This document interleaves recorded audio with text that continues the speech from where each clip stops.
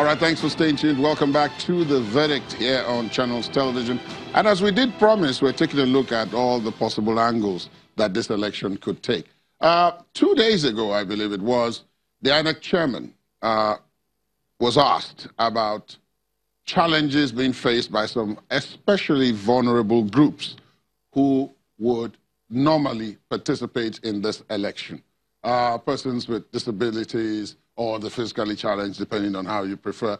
And on that day, I distinctly remember we talked about it. We talked about those who are visually impaired. He talked about the Braille guide. He talked about the deaf. He talked about those who have mobility challenges and the issue of ramps and so on. Now, today on the program, we do have representatives of some of these vulnerable groups with us in the studios. And we want to take a look at the arrangements in place for them to be able to find it seamless. I think that's the phrase that is now used. Yes, seamless to participate in the electoral process. And for that, but before we go into that, Ijoma, you were pointing out you had a few tweets. Yes, just to say that indeed we're getting responses to our question that we put on to the poll, our hashtag poll stream. And we had asked you if you traveled for the last election, or the election that was supposed to hold on the 16th, and if you would travel again on Saturday. And we have some responses. This one is coming in from Kano, and the viewer says, no matter the distance, no matter the opposition, I am ready, I will go back, I will travel again. And we have another one who says, no retreat, no surrender. This is all the way from Warri in Delta State, ready to vote, ready to go. So those responses are coming in. We also have another response from Benue State as well that says, yes, I will go back and do what I need to do. So keep it coming into us and tell us if you'll be traveling again. It gives us some, idea of how the movement will be. Yes, and if indeed, as INEC is appealing, that people will still make the effort to participate in the electoral process. Hashtag poll stream. You can send it to. That's it. That's correct. Now, as I said, we're being joined in the studios by representatives of this particularly vulnerable groups and those who cater for their interests. I think it's important to add that. And first, from our Abuja studios, we have Mr. Adeyemo Andronicus, the Assistant Secretary General Programs of the Red Cross Society of Nigeria. Thank you very much for being with us. Here in our Lagos studios, we're being joined, starting from my right and then walking it the other way, is Mr. Danlami Bashir, who is the interim chair of the United Nations Committee on the Rights of Persons with Disabilities. Thank you for being with us. Thank you. And to Ijoma's immediate left is Mr. Peter Ekemini, who is the program officer of the Center for Citizens with Disabilities.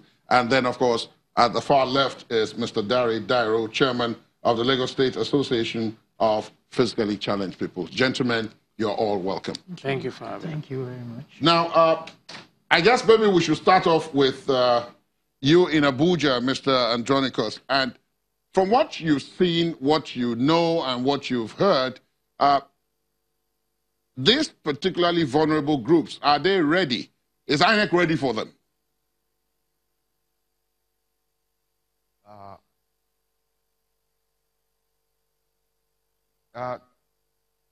Thank you so much, Mr. Akredelolu. Yes, this particular group of vulnerable people, they are scattered all over the country, but most especially in the Northeast.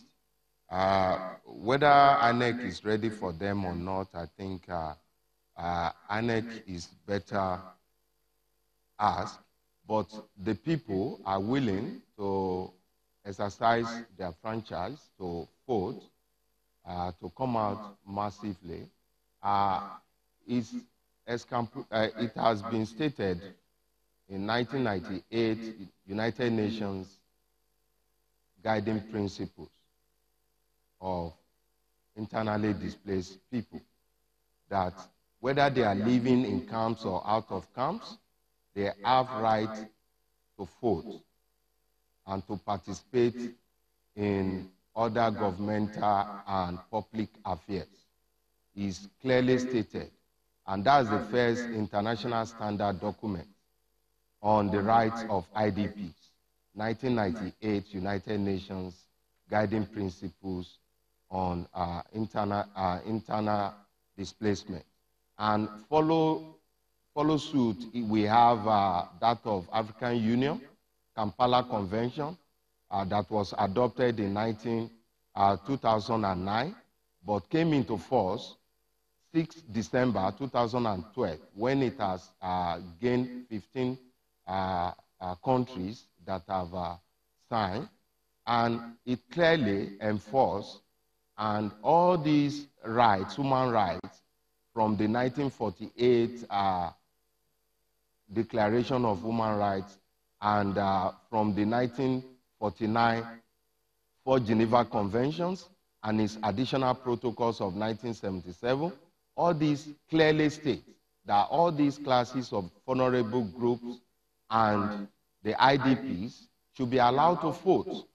But whether or not, and some of the things in they need to be given a certain number of conditions, a certain number of support for them to be able to exercise their rights, including transportation, making the polling units safe for them to exercise their rights.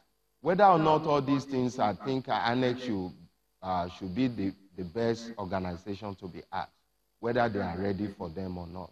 Well, when I asked the question, I asked on the basis of the fact that you are supposed to be one of those who is keeping an eye on this, and that was why I was saying, from your vantage point, if you thought they were ready. Of course, INEC has explained the difficulties that it has, because these various interests, particularly vulnerable groups, each have a different vulnerability and a different challenge that INEC needs to address if they are to participate in the election. But having said that, then let's come to Lagos then. And let me start with you, Mr. Danlami Bashir. You are visually impaired.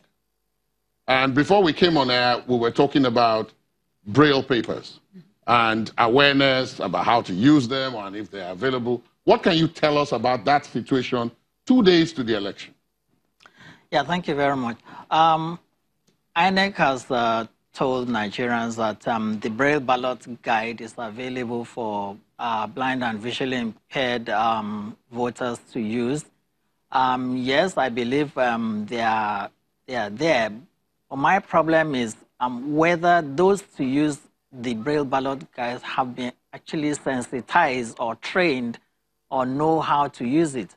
So I'm not too sure about that, but I mean, INEC can tell us, but I have not been trained or sensitized on how to use it, and I think many of my colleagues have also not been sensitized or trained on how to use the Braille ballot guide.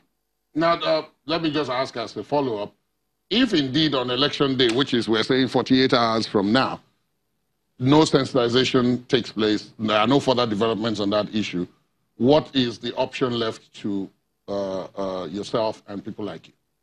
Well, the Electoral Act does provide for you as a blind and visually impaired person to come to the polling center with a person of your choice. And that is significant because in that way, the INEC is actually meeting international standards in that Article 29 of the United Nations Convention on the Rights of Persons with Disabilities provides that all persons with disabilities have a right to vote and be provided with those necessary materials that they require: Braille ballots, sign language, interpretation, and the rest. So INEC is actually fulfilling that aspect, and that is very good.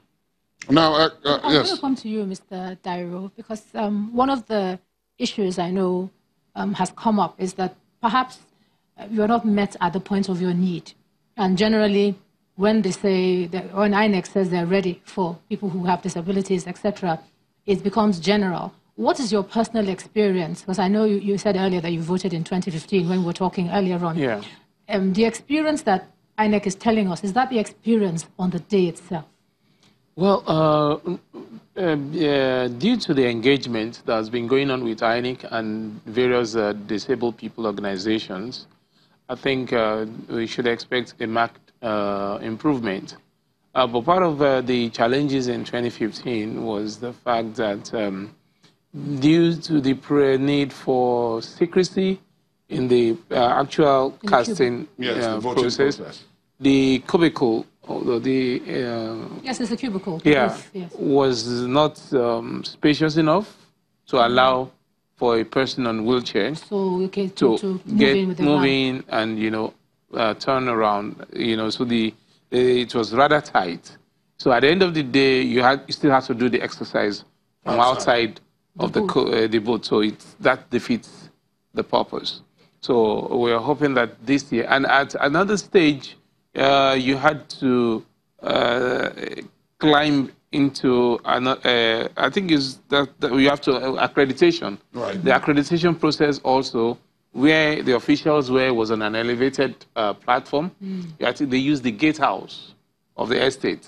You understand? So you have to enter in there to do that. So it was inaccessible. So I had to leave the wheelchair, had to be carried in to do that. So we're thinking that this year they would look into all those. I know you were talking about doing some sort of a mapping with which you can submit. That's subsequent to 2015. Okay. And that is still going on presently because there is a communication that every person with disability, after voting, you should ask for Form EC40H. Every person with disability should demand to have that form. So that, part of the problem INEC is having majorly is the issue of data capture. So if they know that in a particular polling booth there are 10 visually impaired, 20 people on wheelchair, so they know exactly what to make provision for. What we heard was that there are different lines, or there's a different queue for people with disabilities. So once they see you on that queue, they're able to know that there's a challenge and they handle it. Is that it? The procedure, the person with disability, in any case, are not supposed to queue. Of course, maybe you have more of them, but the challenge here now, the provision that each disability type needs, you understand, have to be addressed differently. Separately. Like for people affected by albinism now, they need magnifying glass. So that does not in any way relate to the person on wheelchair who probably needs ramps and a more spacious space for the wheelchair. So let me just come to Mr. Peter, because I know you were talking about the fact that you didn't vote, but you monitored. So we're also looking at what you have seen, not necessarily the voting process, but how you actually saw it happen for people with disabilities. Well, in the last election that took place in Osun State and also Ekiti State, we observed the election. And we noticed there were difficulties for persons with disability in terms of accessibility to the polling unit, even to the entrance of the polling unit where they are located. But to some extent, currently, CCD, in partnership with INEC, carried out a mapping exercise, though will not cover all over Nigeria, but we try to touch the 6 geopolitical zones. And this data has been given in form of a report to INEC to assist them in sending these materials, especially the Braille ballot. I was with the HOD in INEC office in Lagos. When was this? This was last week, before the arrival of the materials. And they were seriously involved in trying to see that these materials get to those polling units where they actually need this. And also in the case of persons that cannot, persons using the wheelchair, INEC tried to adjust those polling box. It was wide enough for them. Okay, so you're saying that the polling booths now are wider? Yeah, it was wider compared to previous elections. It was wider. So what we are looking at now is they should try and put it in a place where they could actually have access to it, in terms of maybe crossing gutters and also probably maybe steps. They should try and avoid such things. And I think this is a good platform, if INEC is listening to us right now, that they should actually put these things in place. And also they have been carrying out voters' education, and they have been sensitizing the public, which CCD has been actively part of that program. So I believe we are looking forward to an inclusive election for persons with disability.